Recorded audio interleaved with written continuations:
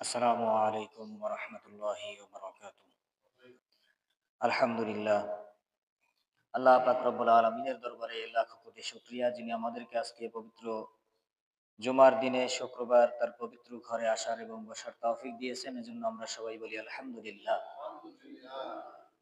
আল্লাহ পাক রব্বুল আলামিনের শুকরিয়া যত বেশি আদায় করতে পারবো, আল্লাহ তাআলা নেয়ামত তত বৃদ্ধি করে দিবেন। এজন্য আমরা যেন সবসময় আল্লাহ পাক রব্বুল আলামিনের বেশি বেশি শুকরিয়া আদায় করতে পারি। আল্লাহ তাআলা যেন আমাদেরকে তৌফিক দেন। আলোচনার বিষয়, ধারাবাহিক আলোচনা হালাল এবং হারাম সম্পর্কে। এ বিষয়ে হালাল রিজিক উপার্জনের গুরুত্ব ও তাৎপর্য বিষয়ে আজকে সপ্তমতম আলোচনার পর্ব। তো পবিত্র কালামুল্লাহ শরীফ থেকে আল্লাহ তাআলার যে আয়াতখানা তেলাওয়াত করেছি, এখানে আল্লাহ তাআলা বলেছেন যে তোমরা নামাজ শেষে, ইবাদত শেষে দুনিয়ার মধ্যে আল্লাহ তাআলার রিজিক, ফজল তালাশ করো, খোঁজ করো, অন্বেষণ করো, আর আল্লাহ তাআলাকে বেশি বেশি করে স্মরণ করো। তো এর ব্যাখ্যা বিশ্লেষণে আমরা অনেক কিছুই জানতে পারি। তো গত জুমায় আমরা যতটুকু কথা শুনেছি যে আল্লাহ পাক রব্বুল আলামিন এই হালাল রিজিক যারা গ্রহণ করবে তাদেরকেই বেশি বেশি করে নেক কাজ করার সুযোগ দিবেন। যারা হালাল রিজিক গ্রহণ করবে, হালাল খাদ্য গ্রহণ করবে, তাদেরকে আল্লাহ তাআলা নেক কাজের সুযোগ দিবেন। এজন্য হালাল রিজিক উপার্জন করা যে কতটা গুরুত্ব, এটা বলে বোঝানো যাবে না। আল্লাহর নবী সাল্লাল্লাহু আলাইহি ওয়াসাল্লাম তিনি একখানা হাদিসের মধ্যে বলেছেন যে যে ব্যক্তি নিজের হাতে রোজগার করতে গিয়ে, কাজ করতে গিয়ে ক্লান্ত হয়ে যায়, আল্লাহ তাআলা ওই ব্যক্তির সমস্ত পাপগুলোকে মোচন করে দেন, ধুয়ে মুছে পরিষ্কার করে দেন। সুবহানাল্লাহ। তাহলে নিজ হাতে উপার্জিত খাদ্য, এটা যে কতটা উত্তম, আরেকজন আমাকে দেবে, হাদিয়া দেবে, সেটার আশায় বসে থাকা, আরেকজন আমাকে বকশিশ দেবে, এটার আশায় বসে থাকার চাইতে নিজের যে শ্রম আছে, নিজের যে যোগ্যতা আছে, নিজের যে ক্যাটাগরি আছে, এই অনুসারে কাজ করে, ওই যোগ্যতা অনুসারে কাজ করে আপনি যেটা উপার্জন করতে পারবেন, এটা আপনার কাছে সবচাইতে উত্তম, সর্বোত্তম। কেননা সমস্ত নবীগণ আলাইহিস সালাতু ওয়াস সালামগণ তারা নিজের হাতে উপার্জন করে ওই খাদ্যগুলো গ্রহণ করতেন, মানুষের কাছ থেকে বিনামূল্যে, কোনো পরিশ্রম ছাড়া কোনো কিছু গ্রহণ করতে চাইতেন না। তাহলে আপনি শ্রম দিতেছেন, শিক্ষকতা করতেছেন, আপনি মাদ্রাসায় পড়ান, স্কুলে পড়ান, আপনি ব্যবসা করতেছেন, আপনি দিনমজুরি করতেছেন, বা যে কোনো কাজই করেন না কেন, আপনার শ্রমের মাধ্যমে যেটা আসবে ওটা আপনার জন্য সর্বোত্তম রিজিক। তাহলে নিজের হাতে উপার্জন করে খাওয়াটা, এটা হলো সবচাইতে ভালো খাবার, সবচাইতে উত্তম। আল্লাহ নবী সাল্লাল্লাহু আলাইহি ওয়াসাল্লাম আরেকখানা হাদিসে তিনি বলেছেন, যে ব্যক্তি নিজের শ্রমের দ্বারা জীবিকা নির্বাহ করে, এই পৃথিবীতে তার চেয়ে উত্তম আহার কেউ গ্রহণ করতে পারে না। সুবহানাল্লাহ। যে নিজের হাতে ইনকাম করে, নিজের হাতে চাষ করে বা নিজে চাকরি বাকরি করে, ওর মাধ্যমে যেটা আসে সেটা তার জন্য সর্বোত্তম খাবার। এর চাইতে কেউ উত্তম খাবার গ্রহণ করতে পারে না। আবার আরেকটা হাদিসে রাসূল সাল্লাল্লাহু আলাইহি সাল্লাম বলেছেন যে কেউ যদি রশি দিয়ে পাহাড়ের উপর উঠে কাঠ সংগ্রহ করে, কাঠ বা লাকড়ি সংগ্রহ করে, তাহলে এটা সে কাঁধে বহন করে যদি বাজারে বিক্রি করে, আর এটার দ্বারা যে তার নিজের শ্রমের প্রতি, তার নিজের মাথার ঘাম পায়ে ফেলে যে ইনকাম করলো, শরীরের রক্তকে পানি করে যে ইনকাম করলো, সে যে অন্যের মুখাপেক্ষী হলো না, নিজের উপর নির্ভর করলো, আল্লাহর উপর ভরসা করে, তাহলে এটা হলো সর্বোত্তম রিজিক, এটা হলো সবচাইতে ভালো খাবার, সবচাইতে ভালো পন্থা ভিক্ষা করার চেয়ে। ভিক্ষা করলেও কিন্তু মানুষের সময় যায়, যায় না?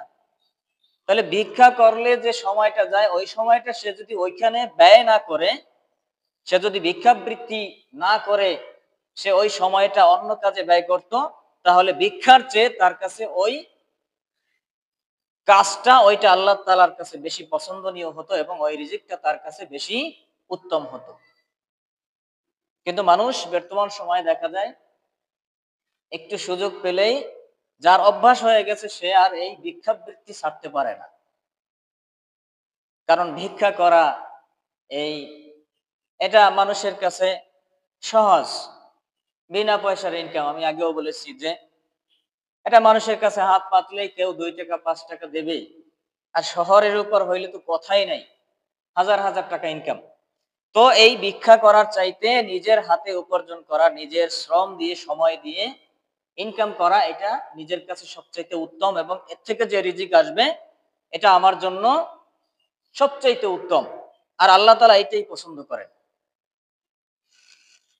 আরেকটা হাদিসে বিশ্বনবী সাল্লাল্লাহু আলাইহি ওয়াসাল্লাম বলেছেন যে, আবু সাঈদ খুদরি রাদিয়াল্লাহু তাআলা আনহু বর্ণনা করেন, যে ব্যক্তি হালাল উপার্জন দ্বারা নিজে অথবা অন্য কোনো সৃষ্ট জীবকে, অন্য কোনো প্রাণীকে বা অন্য কোনো মানুষকে সে খাওয়ালো, অথবা কোনো পোশাক পরালো, অথবা কোনো যে কোনো ভাবে আপ্যায়ন করলো, তাহলে নিজের উপার্জনের দ্বারা সে যদি নিজে খরচ করে, অথবা অন্য কাউকে, অন্য কারো পিছনে ব্যয় করে, খরচ করে, তাহলে এটা তার জন্য যাকাত দেওয়ার সমপরিমাণ সওয়াব তার আমলনামায় আল্লাহ তাআলা লিখে দিবেন। সুবহানাল্লাহ। তাহলে দেখেন, আপনি ইনকাম করতেছেন হালাল পন্থায়, আপনার শ্রম দিয়ে, আপনার সময় দিয়ে, আপনার সময়কে ব্যয় করে, আপনি আপনার রক্তকে পানি করে আপনি শিক্ষকতা করতেছেন, আপনি মানুষকে মাদ্রাসায় পড়াইতেছেন, বা মসজিদে আপনি নামাজ পড়াইতেছেন, বা আপনি একজন আলেম হয়েছেন, আপনি মানুষকে দ্বীনের দাওয়াত দিতে বিভিন্ন জেলায়, বিভিন্ন জায়গায়, বিভিন্ন মঞ্চে আপনি বক্তৃতা দিতেছেন, আপনার শ্রম যাইতেছে, আপনার সময় ব্যয় হইতেছে। আপনি এই সময় ব্যয় করার কারণে এর থেকে আপনিও যদি খরচ করে আপনার নিজের জন্য ব্যয় করেন, নিজে খরচ করেন, নিজের পোশাকের জন্য, নিজের খাবারের জন্য, অথবা অন্য কাউকে, কারোর জন্য আপনি ব্যয় করলেন, অথবা অন্য কোনো প্রাণীর জন্য আপনি ব্যয় করলেন, সেটাও আপনার জন্য সদকা করা বা যাকাত দেওয়ার সওয়াব আপনার আমলনামায় আল্লাহ তাআলা লিখে দিবেন। সুবহানাল্লাহ। বিশ্বনবী সাল্লাল্লাহু আলাইহি সাল্লাম আরেকটা হাদিসের মধ্যে তিনি বলেছেন যে, যদি কোনো ব্যক্তি সে এই নিয়ত করে, তার এই নিয়ত করে তার পরিবারের প্রতি ব্যয় করে যে আমি যা ব্যয় করতেছি আল্লাহর খুশির জন্য, রাসূল সাল্লাল্লাহু আলাইহি সাল্লাম সেও তার পরিবারের জন্য ব্যয় করছে, এই মনে করে সে যদি তার পরিবারের জন্য ব্যয় করে, তার সন্তানের জন্য কোনো কিছু কিনে আনে, পোশাক হোক বা যে কোনো দ্রব্য হোক, যে কোনো খাবার হোক, তার স্ত্রীর জন্য, তার বাবা মায়ের জন্য, তার পাড়া প্রতিবেশী আত্মীয় স্বজনের জন্য যদি সে ব্যয় করে, তাহলে এটাও তার জন্য সদকা করার সওয়াব তার আমলনামায় আল্লাহ তাআলা লিখে দিবে। সুবহানাল্লাহ। তাহলে দেখেন, শুধুমাত্র নিয়ত থাকার কারণে কতটা পরিবর্তন হয়ে যায়। এজন্য হাদিসের মধ্যে আসছে যে ইন্নামাল আমালু বিন্নিয়াত, নিয়াত হলো সর্ব কাজের সবচেয়ে গুরুত্বপূর্ণ একটা বিষয়, যে নিয়তের কারণে মানুষের ফলাফল আসবে। এই নিয়তের উপর নির্ভর করবে তাকে আল্লাহ তাআলা কি দেবেন, কি দেবেন না। তাহলে মানুষ যদি একটা ভালো কাজ করে, এই কাজটা নিয়ত করতে হবে যে আমি আল্লাহর খুশির জন্য করব। কার খুশির জন্য? আল্লাহর খুশির জন্য। আল্লাহ এবং আল্লাহর রাসূলকে খুশি করার জন্য কাজটা হতে হবে। তাহলে ওই কাজের মধ্যে দুনিয়ায়ও ভালো ফলাফল পাওয়া যাবে, আখিরাতে তো পাওয়া যাবেই, নিশ্চিত, কোনো সন্দেহ নাই তাতে। আর যদি ভালো কাজ করার পরেও ভালো কাজের মধ্যে আমার দুনিয়াবি মানুষকে দেখানোর জন্য হয়, যে আমি দ্বীনের দাওয়াত দিতেছি, আমি কোরআন এবং হাদিস শিখছি, বা মানুষকে শিখাইতেছি, বা আমি একটা সমাজ উন্নয়নমূলক কাজ করতেছি, এটা মানুষ দেখে আমাকে বাহবা দিবে, মানুষ আমাকে বলবে যে লোকটা কত ভালো, সে দানবীর, সে এত টাকা দান করছে, সে কত ভালো, সে নামাজ পড়ে 5 ওয়াক্ত, তাহাজ্জুদ পড়ে। অনেক মানুষ আছে তাহাজ্জুদ পড়ে, সে মানুষকে জানায় যে আমি এই আমলটা করছি, আমি কোরআন তেলাওয়াত করি। তাহলে আপনি আল্লাহর জন্য যদি করে থাকেন তাহলে মানুষকে জানানোর কি দরকার? অনেক মানুষ আছে যে কোরআন শেখে, যে অল্প দিনের মধ্যে কোরআন শেখে, যে 20 দিনের মধ্যে, 22 দিনের মধ্যে, বা 15 দিনের মধ্যে, 10 দিনের মধ্যে, আবার সে গর্ব করে মানুষের কাছে বলে। হ্যাঁ, আপনাকে আল্লাহ তাআলা ব্রেন দিয়েছে, আপনার মেধা শক্তি দিয়েছে, আপনি শিখতে পারছেন অল্প সময়ে। এটা গৌরবের কিছু না, এটা আল্লাহ তাআলার ইচ্ছা ছিল বিধায় আপনাকে আল্লাহ তাআলা শিখাইছে। এজন্য গৌরব করার কিছু নাই, গর্ব করার কিছু নাই। তাহলে এজন্য আমি যেটা করতে পারি আর না পারি সেটাও আল্লাহর ইচ্ছায় হয়। আমি ভালো কাজ করতে পারতেছি, এটাও আল্লাহর ইচ্ছা ছিল বিধায় আমি করতে পারতেছি। আমি এখানে আপনাদেরকে এই কোরআন এবং হাদিস থেকে কিছু নসিহত পেশ করতেছি, এটাও আল্লাহর ইচ্ছা ছিল বিধায় আমি শক্তি পাইছি, নয়তো আমার দ্বারা সম্ভব ছিল না। এজন্য কোনো ভালো কাজ করার পরে আল্লাহর শুকরিয়া করতে হবে। কখনোই নিজের মধ্যে, নিজের দিলের মধ্যে, মনের মধ্যে গর্ব করা যাবে না, অহংকার করা যাবে না যে আমি এত কিছু জানি, আমি এত কিছু করতে পারছি। এই গর্ব করার কারণে, অহংকার করার কারণে আজাজিলকে ইবলিস শয়তানে পরিণত করে দেওয়া হয়েছে, মরদুদ শয়তানে পরিণত করে দেওয়া হয়েছে, শুধুমাত্র অহংকারের কারণে। কারণ এই ইবলিস, তাকে আল্লাহ পাক রব্বুল আলামিন 1 নয়, 2 নয়, 3 নয়, এরকম করে করে 7টা আসমানের ফেরেশতাদের সর্দার বানিয়ে দিয়েছিলেন। ফেরেশতাদের সর্দার যিনি একজন জিন জাতি। এই ইবলিস কিন্তু জিনের বংশধর। তাহলে জিন হয়েও ফেরেশতাদের সর্দার হয়ে গেছে, কত পরিমাণে আমল করছে চিন্তা করেন। যে দুনিয়ার এমন কোন জায়গা নাই যেখানে এই ইবলিস সেজদা করে নাই। তাহলে এত আমল করার পরেও শুধুমাত্র একটু অহংকার করছে, যে আদমকে সেজদা করতে বলছে আল্লাহ পাক রব্বুল আলামিন, যে এই আদমকে তুমি সেজদা করো। সে আল্লাহ তাআলাকে যুক্তি দিয়েছে, লজিক দিয়েছে যে আল্লাহ, এই মাটি থেকে তুমি আদমকে তৈরি করেছো, মাটি যদি ছেড়ে দেওয়া হয় নিচের দিকে যায়, আর আমাকে বানাইছো তুমি আগুন থেকে, আমি জিনের বংশধর, আমাকে আগুন থেকে তৈরি করছো, আগুন যদি ছেড়ে দেওয়া হয় নিচে, আগুন উপরে উঠতে থাকে। কোথায় ওঠে? উপরের দিকে ওঠে। তাহলে সে আল্লাহ তাআলাকে যুক্তি দিতেছে, কতটা অহংকার তার মধ্যে ছিল দেখেন। যে 7টা আসমানের ফেরেশতাদের সর্দার হয়েছে, তার মনে তো অহংকার আসতেই পারে। তাহলে সে অহংকার করতেছে, আল্লাহ তাআলাকে যুক্তি দেখাইতেছে যে আমি তো ওর থেকে উত্তম, এই মাটির তৈরি আদমের থেকে, এই মাটির তৈরি দেহ থেকে আমি উত্তম, কারণ আমাকে ছেড়ে দিলে আমি উপরের দিকে যাই, আর মাটির তৈরি আদমকে ছেড়ে দিলে সে নিচের দিকে যায়। এই অহংকার করার কারণে আল্লাহ তাআলা তাকে চিরদিনের জন্য জাহান্নামী করে তাকে আখ্যায়িত করে দিয়েছেন, নাউজুবিল্লাহ। তাহলে এজন্য মানুষের মধ্যেও যদি কেউ অহংকার করে, তাকে আল্লাহ তাআলা ছাড় দেবেন না। তার যত নেক আমল থাকবে, সব নেক আমল গুলোকে আল্লাহ তাআলা পুরে ছাই করে দিবেন, তার কোনো নেক আমল অবশিষ্ট থাকবে না, সব শেষ হয়ে যাবে। এজন্য অহংকার বড্ড খারাপ জিনিস। এই দাম্ভিকতা দেখানো, বড়ত্ব, এটা খুব খারাপ জিনিস। এটা যেন আমাদের মধ্যে কখনো না আসে।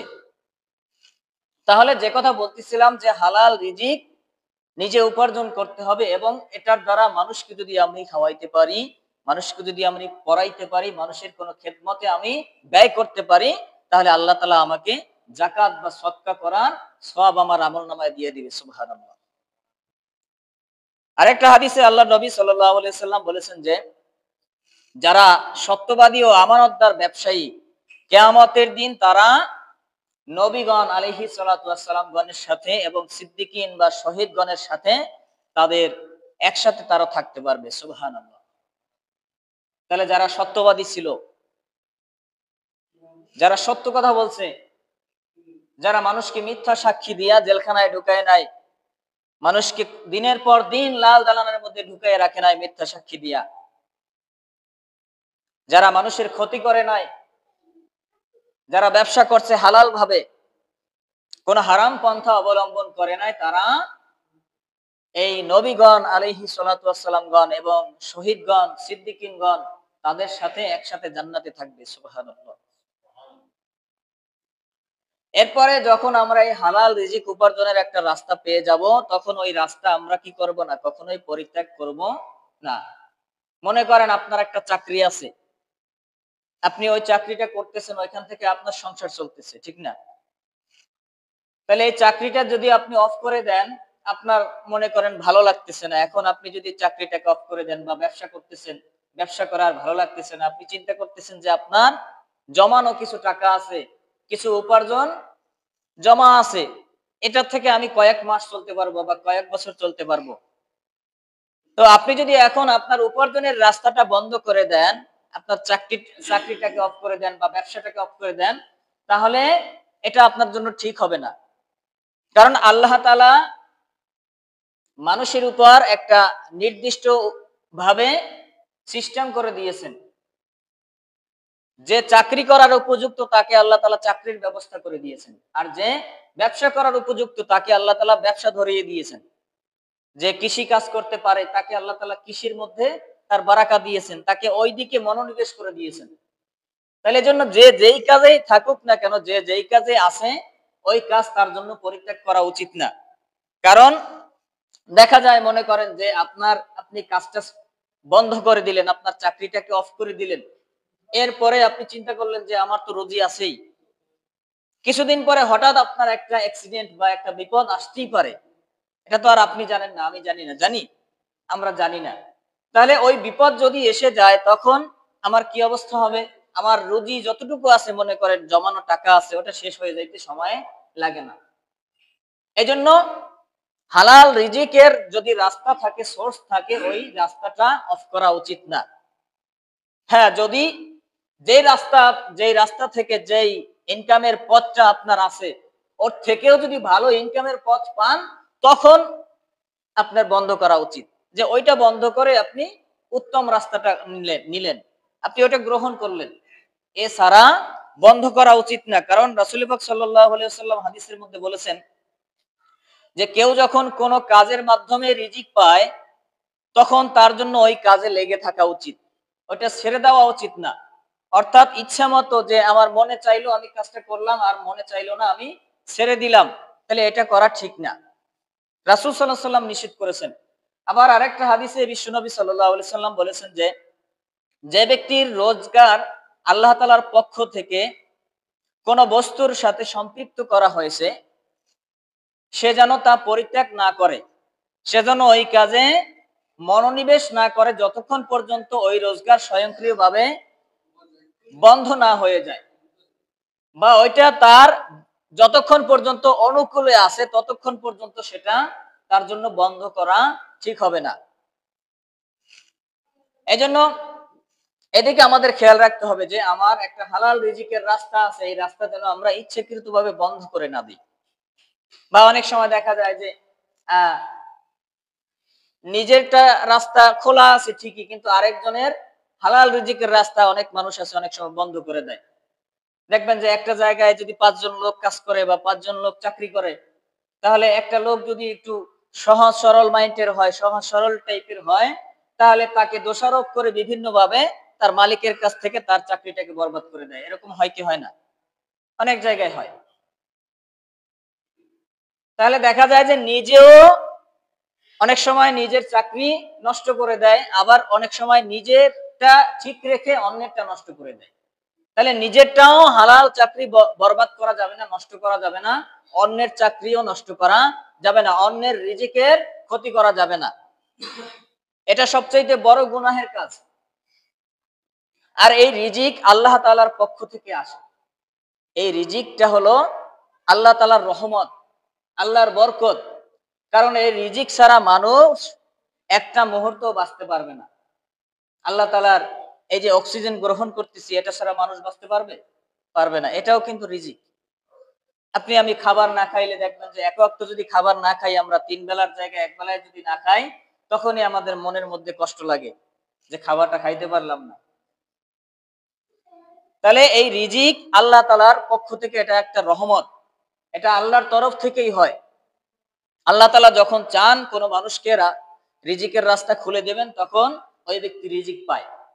আর আল্লাহ তাআলা যদি না চান, তখন মানুষ শত চেষ্টা করেও, হাজার চেষ্টা করেও দেখবেন যে অনেক মানুষ আছে যে ইনকামের পথ খুঁজে পায় না। সে অনেক চেষ্টা করে, ব্যবসা করতে যায়, ব্যবসার মধ্যে লস খেয়ে যায়, চাকরি করতে যায়, চাকরির মধ্যে তার চাকরি নষ্ট হয়ে যায়। হয় কি হয় না? তাহলে এজন্য এই রিজিকের রাস্তা এটা বরাদ্দ করে দেওয়া আল্লাহ তাআলার রহমত, এটা আল্লাহর পক্ষ থেকে আসে। হযরত আইয়ুব আলাইহিস সালাতু ওয়াস সালামের একটা ঘটনা শুনেন, যে আইয়ুব আলাইহিস সালাতু ওয়াস সালাম তিনি একদিন গোসল করতেছিলেন। তো গোসল করতেছিলেন, এখন গোসলের মধ্যে এখন তিনি দেখতে পাইলেন যে তার কাছে কিছু প্রজাপতি আসতেছে। এখন ওই প্রজাপতির গায়ে স্বর্ণ লেগে আছে, ছোট ছোট স্বর্ণের ধূলিকণা লেগে আছে। এখন আইয়ুব আলাইহিস সালাতু ওয়াস সালাম তিনি চিন্তা করলেন, যেহেতু যে আল্লাহ তাআলার তরফ থেকে এটা আসছে, এটা তো আর এমনি এমনি আসে নাই, তাহলে তিনি গোসল বন্ধ করে তিনি ওইগুলো সংগ্রহ করতে লাগলেন। সুবহানাল্লাহ। তখন আল্লাহ তাআলা তাকে ডেকে বললেন যে, ও আইয়ুব আলাইহিস সালাম, তোমাকে তো আমি ধনভাণ্ডার কম দেই নাই, তোমাকে তো আমি ধন সম্পদ কম দেই নাই, তারপরেও তুমি কেন এগুলো সংগ্রহ করতেছো? তখন আইয়ুব আলাইহিস সালাতু ওয়াস সালাম কত সুন্দর একটা জবাব দিলেন আল্লাহ তাআলাকে, যে হে আল্লাহ, আপনি তো রিজিক দেওয়ার মালিক, আপনি অনুগ্রহ করার মালিক। আপনি যদি আমাদেরকে সুযোগ না দিতেন, রিজিক না দিতেন, তাহলে আমরা তো রিজিক পাইতাম না, রিজিক পেতাম না। তাহলে আপনি যেহেতু এই প্রজাপতিগুলোকে স্বর্ণ দিয়ে আমার কাছে পাঠাইছেন, সেহেতু আপনি আমাকে অনুগ্রহ করেছেন, তাহলে আপনার অনুগ্রহ আমার হাত পেতে নেওয়া, এটা গ্রহণ করা, এটা হলো আমার কর্তব্য। কারণ আপনি মালিক, আপনি দিতেছেন, আপনার চাইতে আমার অনুনয় বিনয় থাকবে বেশি, এই জন্য আমি গ্রহণ করতেছি। সুবহানাল্লাহ। তখন আল্লাহ তাআলা ওই আইয়ুব আলাইহিস সালাতু ওয়াস সালামের প্রতি আরো খুশি হয়ে গেলেন। তাহলে এজন্য আল্লাহ তাআলা যদি কোনো বান্দাকে রিজিক দিতে চায়, তাহলে সেটা আরো অনুনয় বিনয়ের সাথে গ্রহণ করা উচিত। আল্লাহ তাআলার কাছে সারেন্ডার করা উচিত, যে আল্লাহ, আপনি আমার যতটুকু প্রয়োজন আপনি আমাকে ততটুকু পূরণ করে দেন, যতটুকু আপনার সন্তুষ্টি চিত্তে আমাকে দিতে চান ততটুকু দেন। আপনার অসন্তুষ্টি যেন আমার রিজিকের কোনো কারণ না হয়। আপনি অসন্তুষ্ট হয়ে আমাকে কিছু দিয়েন না, আপনি যা দেবেন সবই যেন আপনার সন্তুষ্টির মধ্যে থাকে। সুবহানাল্লাহ। তাহলে এজন্য আমরা হালাল রিজিকের যদি কোনো রাস্তা পাই, ওই রাস্তা আমরা সহজে বন্ধ করব না, যদি ওর থেকে আরো উত্তম রাস্তা না পাই, ততক্ষণ পর্যন্ত ওই রাস্তায় আমাদের লেগে থাকতে হবে। তো আজকে যতটুকু কথা শুনলাম, আল্লাহ পাক রব্বুল আলামিন যেন আমাদের সকলকে কথাগুলোর উপরে আমল করার তৌফিক দান করেন, আমরা বলি আমিন। ওয়া আখিরু দাওয়ানা আলহামদুলিল্লাহি রাব্বিল আলামিন। আসসালামু আলাইকুম ওয়া রাহমাতুল্লাহি ওয়া বারাকাতুহু।